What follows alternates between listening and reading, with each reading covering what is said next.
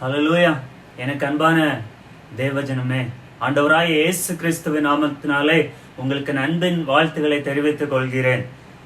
கர்த்தருடைய செய்தியின் தலைப்பு என்னவென்று பார்த்தோமானால், காத்திருந்து சோர்ந்து போனாயோ.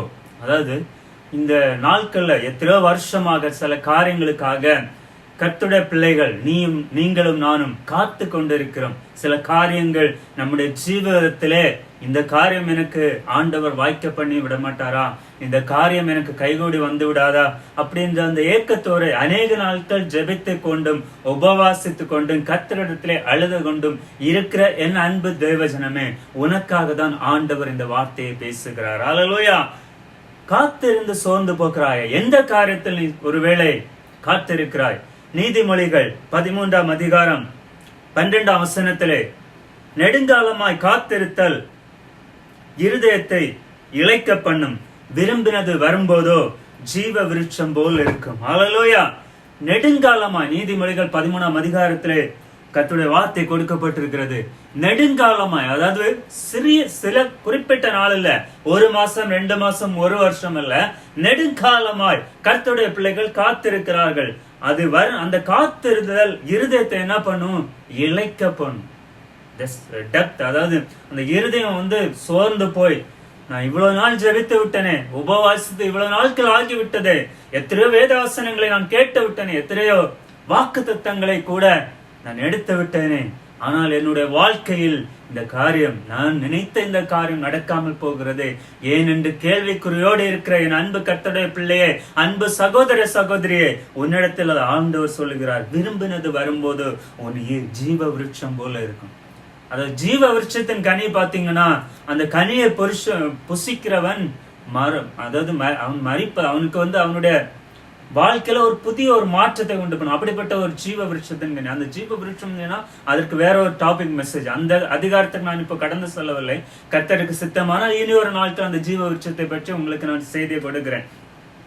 இருதயத்தை இளைக்கிற காரியம், அதாவது நம்ம இருதயமானது நொறுங்கொண்டு போகும். இந்த சில காரியங்கள் நம்ம இம்பார்ட்டண்டா இதை நினைத்து வைத்திருப்போம். ஆண்டவரே, எனக்கு இந்த காரியத்தை வாய்க்க பண்ணும். ஒருவேளை பைனான்சியல் நோய் நொடியில் அவதிப்பட்டு அநேக நாட்களாக கஷ்டப்பட்டு கொண்டிருக்கலாம், பைனான்சியல்ல கஷ்டப்பட்டு கொண்டிருக்கலாம், படிப்பு விஷயத்துல ஞானம், கர்த்தரிடத்துல ஞானம் வேண்டும் கொண்டு கேட்டு கொண்டிருந்து தன்னுடைய நல்ல ஒரு ரிசல்ட்டுக்காக எதிர்பார்த்து காத்து கொண்டிருக்கிற சிறு பிள்ளைகளாக இருக்கலாம். இன்னும் வாழ்க்கைக்குரியான காரியங்கள், அநேக காரியங்களை குறித்து எதிர்பார்த்து கொண்டிருக்கிற உன்னை ஆண்டவர் பார்த்து சொல்லுகிறார், நீ எதிர்பார்க்கிற காரியத்தை கைகூடி வர பண்ணும் நாட்கள் வந்து கொண்டிருக்கிறது என்று சொல்லி. ஹல்லேலூயா. எப்படியாக அந்த எதிர்பார்க்கிற காரியம் ஆண்டவர் எப்படியாக செய்தார் அப்படின்னு ஒரு விளக்கத்தை வேதாகமத்திலிருந்து உங்களுக்கு நான் இப்போது அளிக்க விரும்புகிறேன். யோவான் எழுதின சுவிசேஷத்துல பாத்தீங்கன்னா 5ஆம் அதிகாரத்துல ஆண்டவராய் இயேசு கிறிஸ்து வாழ்ந்த காலத்திலே அவர் என்ன பண்றாருன்னா, எபிரேய பாஷை எனப்படுகிற யோவான் எழுதின சுவிசேஷம் 5ஆம் அதிகாரத்துல 2ஆம் வசனத்திலிருந்து 9ஆம் வசனம் வரை நீங்க அதை வாசித்து பார்க்கும்போது அதை நீங்கள் புரிந்து கொள்வீர்கள். அதனுடைய விளக்கத்தை மட்டும், ஏன் ஆண்டவர் எப்படியாக அவனுடைய அந்த எதிர்பார்ப்பை வாய்க்க செய்தார். இங்க பாத்தீங்கன்னா ஒரு வியாதியா ஒரு மனுஷன் இருக்கிறார். அவன் 38 வருஷம், பாருங்க, 1 வருஷம் 2 வருஷம் ஒரு காரியத்துக்காக நம்ம ஜெபித்து உபவாசித்து அந்த காரியம் நடக்கலன்னா நம்ம ஆண்டவரை விட்டு சோர்ந்து போகிறோம். ஆனால் இப்ப இங்க இடத்துல பாருங்க, 38 வருஷம் வியாதியை கொண்டு ஒரு மனுஷன் அங்க இருந்தா. எங்க பாத்தீங்கன்னா பெதஸ்தா குளம், எபிரேய பாஷையில பெதஸ்தா என்கிற ஒரு குளம் இருக்கிறது. இந்திய தேசத்துல டிஜே சங்கில் அவங்க ஒரு பெதஸ்தா குளம் அப்படின்னு ஒண்ணு உருவாக்கி வைத்திருக்காங்க. சோ அது நேச்சர் கிடையாது. சோ இஸ்ரேல்ல இருக்கிறது எபிரேய பாஷையில இருக்கிறது அது நேச்சரான அந்த பெதஸ்தா குளம். அந்த குளத்துல பாத்தீங்கன்னா அந்த ஆண்டவராய் இயேசு கிறிஸ்து இந்த பூமியில வர்றதுக்கு முன்னாடி பிதாவாகிய தேவன் ஒரு தூதனை அந்த 1 வருஷத்துக்கு ஒருக்கா அனுப்புவாங்க. அந்த தூதன் அந்த குளத்தை கலக்கும். அந்த குளத்துல யாரெல்லாம் முதல்ல அந்த இமிடியேட்டா போய் அந்த குளத்துல மூழ்கிறார்களோ அவங்களுக்கு உடனடியா சுகம் கிடைக்கும். சோ பாருங்க, அது எவ்வளவு காலம் இந்த ஒரு மனிதன் அந்த குளத்தின் அருகே இருக்கிறான், 37 வருஷமா இருக்கிறான், அவனால சுகம் வரவில்லை. ஆனா அந்த இடத்துல என் ஏசப்பா கடந்து செல்கிறார். அதுதான் இயேசுவின் அன்பு. பாருங்க, அந்த இடத்துல அவர் கடந்து செல்றார். அவன் பாருங்க, ஏன்னா சில சமயங்கள் அதுல 4ஆம் அதிகாரத்துல பார்க்கும்போது அந்த தூதர் வந்து கலக்கிறதை பற்றி சொல்லி இருக்கிறது. அவனை 6ஆம் வசனத்துல படுத்திருந்த அவனை இயேசு கண்டு அவன் வெகு காலமா வியாதியஸ்தன் என்று அறிந்து அவனை நோக்கி, அவன்கிட்ட கேட்கல பாருங்க, ஆண்டவர் வந்து அவன்கிட்ட கேட்கல நீ எத்தனை வருஷப்பா வியாதியா இருக்கா, நீ ஏன் இப்படி இருக்க அப்படின்னு சொல்லிட்டு ஒண்ணுமே கேட்கல. He knows everything. ஆண்டவருக்கு தெரியும் உன்னுடைய வியாதி எத்தனை வருஷமா இருக்கிறது, நீ எத்தனை வருஷமா பைனான்சியலி கஷ்டப்படுகிறாய், நீ எவ்வளவு நாளாக ஜெபித்து கொண்டிருக்கிறாய், எவ்வளவு நாளாக உபவாசித்து கொண்டிருக்கிறாய், உன்னுடைய நீ எந்த காரியத்துக்காக விரும்பி வாஞ்சியா இருக்கிறாய் என்பதை என்ன ஆண்டவராய் இயேசு கிறிஸ்துவுக்கு தெரியும். ஹல்லேலூயா. அவனை பார்த்து ஆண்டவர் கேட்கிறார், வியாதி அறிந்த அவனை நோக்கி. இங்க பாருங்க, நமக்கு இந்த நாள்ல ஆண்டவர் பேசுகிறார்,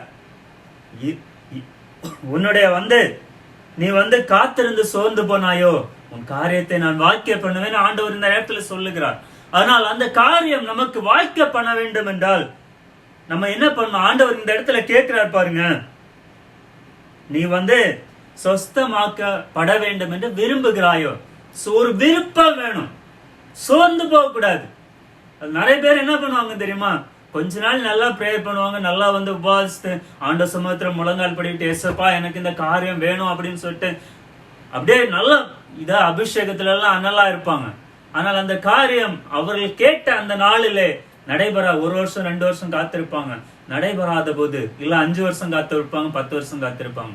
ஆனா தனிப்பட்ட முறையில அந்த சோர்வு ஒரு மனுஷனுக்கு ஆட்டோமேட்டிக்கா இது ஒரு பிராக்டிகல், இது உண்மையான ஒரு சம்பவம். இது யாரையும் குறை சொல்ல முடியாது.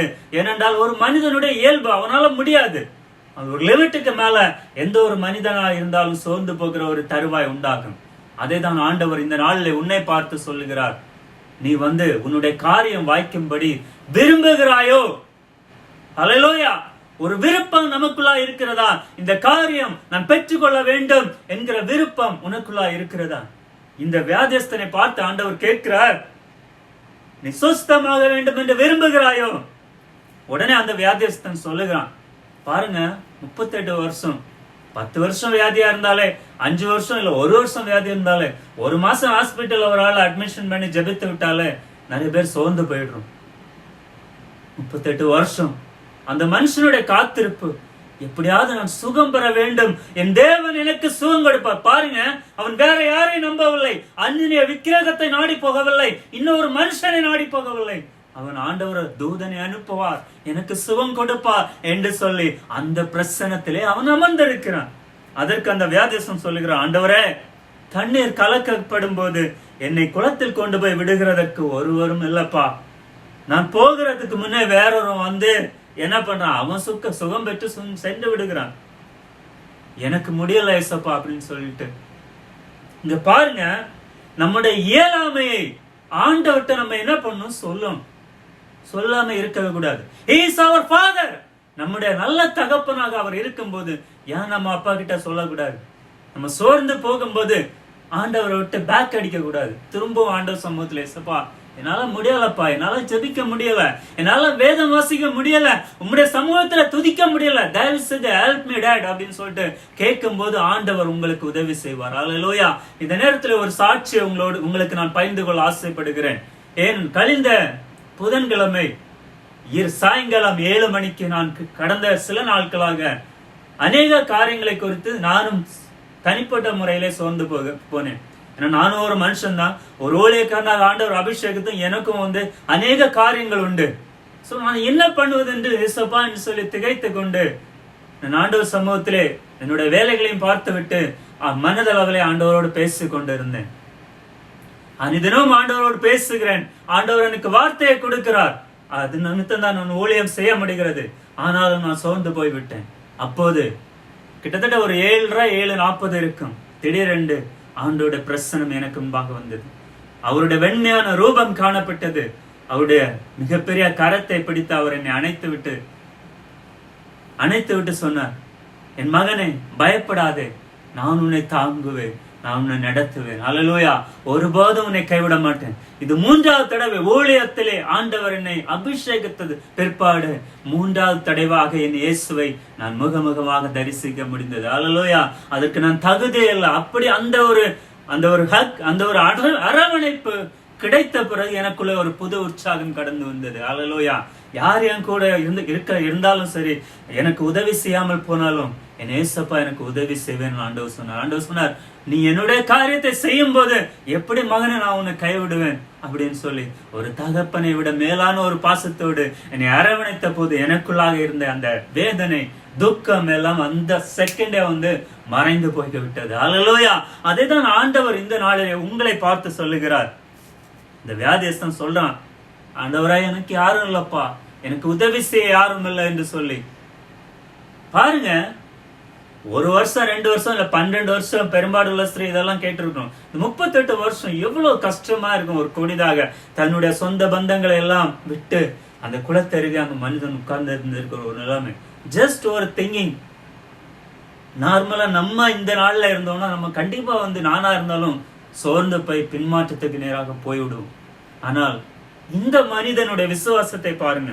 அவன் அந்த இடத்துல கேட்கிறான், அவன் தன்னுடைய இயலாமை மட்டும் சொல்றான். சோ நமக்கும் இத்தகைய ஒரு குணநலங்கள் வர வேண்டும், நம்முடைய பிரச்சனைகள் மாற வேண்டும் என்றால் முதலாவது என்ன பண்ண வேண்டும்? விருப்பம் வேண்டும்.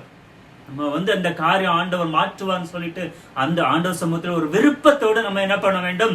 கடந்து செல்ல வேண்டும். 2வது, நம்முடைய இயலாமை ஆண்டவர்கிட்ட சொல்லணும். இந்த இயலாமை சொல்லி முடிஞ்சவன ஆண்டவர் சொல்லுகிறார். ஏசு 8ஆம் வசனத்திலே பார்க்கும்போது, ஏசு அவனை நோக்கி, எழுந்திரு, உன் படுக்கையை எடுத்துக்கொண்டு நட என்றார். அல்லேலூயா. எழுப்புப்பா, உன் படுக்கை பெட்டெல்லாம் எடுத்துக்கொண்டு உன் வீட்டுக்கு போ என்று சொல்லுகிறார். அல்லேலூயா. அதைதான் ஆண்டவரா இயேசு கிறிஸ்து உன்னை பார்த்து, முன்னையும் என்னையும் பார்த்து சொல்லுகிறார். மகனே, மகளே, நீ காத்திருந்த, நீ எதிர்பார்த்த காரியம் உனக்கு கைகூடி வர பண்ண போகிறேன். நீ விரும்புகிறாயா? உன் இயலாமையை பார்க்காது. நீ விரும்புகிறாயா? நீ எதிர்பார்க்கிற காரியத்தை நீ பெற்றுக் கொள்ளும்படி நீ விரும்புகிறாயா என்று சொல்லி ஆண்டவர் உன்னை பார்த்து கேட்கிறார். அல்லேலூயா. எந்த ஒரு கஷ்டத்துல நம்ம நினைப்போம், ஐயோ எப்படி இவ்வளவு நாட்கள், இந்த 38 வருஷம். ஒரு நிமிஷம் சிந்தித்து பாத்தீங்களா? ஒரு கொஞ்ச நாட்கள் நம்ம ஜபித்த விட்டு ஒரு காரியம் நமக்கு ஜப ரிக்வெஸ்ட் வைத்திருப்போம். அந்த காரியம் கேட்கல அப்படின்னு சொன்னா எதெல்லாம பேசுறோம். ஆனா அப்பா சொல்றாரு, நீ சோர்ந்து போகாது, நீ தளர்ந்து போகாதே, உன் முழங்கால்கள் இன்னும் உறுதிப்படட்டும், உன்னுடைய கஷ்டங்களை நான் மாற்றுவேன். அல்லேலூயா. இந்த நாளில் எப்பேற்பட்ட நீங்கள் துன்பத்தின் மத்தியிலே நீங்கள் இருந்தாலும், ஒருவேளை இந்த வியாதியஸ்தனை போல அநேக நாட்களாக ஒருவேளை உங்களுக்குள்ளாக ஒரு வியாதி காணப்படலாம். அந்த வியாதிக்கு நீங்கள் அநேக நாட்களாக ஜெபித்துக் கொண்டிருக்கலாம். அந்த ஜெபத்தை ஆண்டவர் கேட்டு இப்போது உங்கள் மத்தியிலே கடந்து உங்களுக்கு சுகம் கொடுக்க ஆயத்தமா இருக்கிறார். அல்லேலூயா. நீங்கள் ஆண்டவர் சமூகத்தில் செய்ய வேண்டிய 2 காரியங்கள். ஆண்டவரிடத்திலே நம்முடைய முடியாத காரியங்களை ஆண்டவர்கிட்ட என்ன பண்ணணும்? கொடுத்து விடணும். நம்ம அதை சொல்லாம இருக்கக்கூடாது. இந்த பாருங்க, இந்த வியாதியஸ்தன் எப்படியாக ஆண்டவர் சமூகத்திலே அறிக்கையிட்டு விட்டான். எனக்கு முடியலப்பா, நான் எவ்வளவு ட்ரை பண்ணேன், எனக்கு முன்னாடி வந்தவங்க எல்லாம் போயிட்டாங்க, என்னால அற்புதம் பெற்றுக்கொள்ள முடியும். இந்த நாட்களிலும் அப்படிப்பட்ட ஏமாற்றத்தோடு உன்னை பார்த்து ஆண்டவர் சொல்லுகிறார். அல்லேலூயா. காத்திருந்து சோர்ந்து போனாயோ? அல்லேலூயா.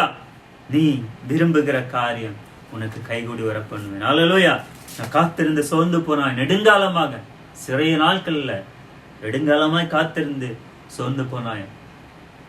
அந்த காத்திருந்து சோர்ந்து போகிறவன்னா அந்த இருதயம் என்ன பண்ணும்? சுக்குநூறாக உடைந்து விடும். இருதயம் மட்டும் இல்ல, சரீரமும் உடையும். நம்முடைய பலவீனமாய் சோர்ந்து போய் விடுவோம். அல்லேலூயா. என்ன பண்ணணும்னு நமக்கு தெரியாது. மென்டலி பிரஷர் ஏறும், மனுஷுக்குள்ள ஒரு பாரம் காணப்படும், ஆட்டோமேட்டிக்கா சரீரமும் சோர்ந்து போய்விடும்.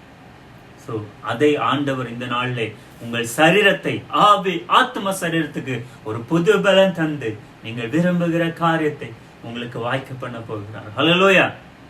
நீங்கள் ஒருவேளை பினான்சியல்லி ஒரு பிரேக் த்ரூக்காக ஜெபித்துக் கொண்டிருக்கலாம். வியாதியிலிருந்து சுகத்தை பெற்றுக்கொள்ள நீங்கள் ஜெபித்துக் கொண்டிருக்கலாம். இல்ல சிறு பிள்ளைகள் நல்ல ஒரு எக்ஸாம்ல நல்ல ரிசல்ட்டுக்காக காத்து கொண்டிருக்கலாம். இல்ல எதிர்காலத்துக்காக காத்து கொண்டிருக்கலாம். பிசினஸ் பண்ணுகிற அருமையான சகோதர சகோதரிகள் நல்ல ஒரு வாழ்க்கையின் ஆசீர்வாதத்துக்காக காத்து கொண்டிருக்கலாம். ஆண்டவர் சமூகத்திலே தைரியத்தை விட்டு விடாதீர்கள். அல்லேலூயா. சோர்ந்து போகாதீர்கள். இன்னும் ஏசப்பா சமூகத்திலே, ஆண்டவரே நான் விரும்புகிறேன், ஆண்டவரே நான் ஆசீர்வதிக்கப்பட விரும்புகிறேன் ஏசப்பா என்று சொல்லுவீர்களாம். ஆண்டவரே நான் நல்ல ஒரு மதிப்பெண் பெற விரும்புகிறேன் என்று அருமையான சகோதர சகோதரிகளை சொல்லுவீர்களா? இன்னும் நோய்வாய்ப்பட்டு இருக்கிற எனக்கு அன்பான கர்த்தருடைய பிள்ளை, நீங்கள் நோயிலிருந்து சுகம் பெற, ஆண்டவரே நான் சுகம் பெற விரும்புகிறேன் என்று சொல்லும் போது கர்த்தர் நிச்சயமாய் உங்கள் வாழ்க்கையிலே அற்புதம் செய்வார். இப்பொழுதும் உங்களுக்காக நான் ஜெபிக்கிறேன். எங்களை அன்பாய் நேசிக்கிற எங்கள் அன்பின் பரலோக தகப்பனே, ஆசீர்வதிக்கப்பட்டதான் இந்த நல்ல தருணத்துக்காக உமக்கு ஸ்தோத்திரம் ஆண்டவரே. உம்முடைய குமாரனாய் இயேசு கிறிஸ்துவின் மூலமாக உம்முடைய சன்னிதானத்தில் வந்திருக்கிறோம் ஆண்டவரே. அப்பா, இந்த வார்த்தையை கேட்ட ஒவ்வொரு பிள்ளைகள் மேலும் கர்த்தாவே, அவர்கள் எந்த காரியத்துக்காக காத்திருந்து சோர்ந்து போனார்களோ, அவருடைய இருதயம் சோர்வு அடைந்து இருக்கிறதோ, இருள் அடைந்து இருக்கிறதோ, அப்பா அந்த இருளை மாற்றி ஒரு வெளிச்சத்தை இந்த நாளிலே நீ கொடுப்பீராக. ஆண்டவரே, நீ சொல்லி இருக்கிற நீதிமொழிகள் 13 ஆண்டவரே 2ஆம் வசனத்தில் ஆண்டவரே, நீங்கள் எதிர்பார்க்கிறோம் ஆண்டவரே காத்திருத்தல் ஆண்டவரே இருதயத்தை இளைக்க பண்ணும் ஆண்டவரே. வெகு நெடுநாட்கள் காத்திருத்தல் இருதயத்தை இளைக்க பண்ணும். விரும்பினது வரும்போது ஜீவ கிரீடத்தை போல் இருக்கும் என்று சொன்னீரே தகப்பனே. அந்த வார்த்தை இவர்களுடைய வாழ்க்கையிலே அப்பா இந்த நாளில் இந்த வார்த்தையை கேட்ட இந்த பிள்ளைகளுடைய வாழ்க்கையை நிலைபெற செய்வீராக ஆண்டவரே.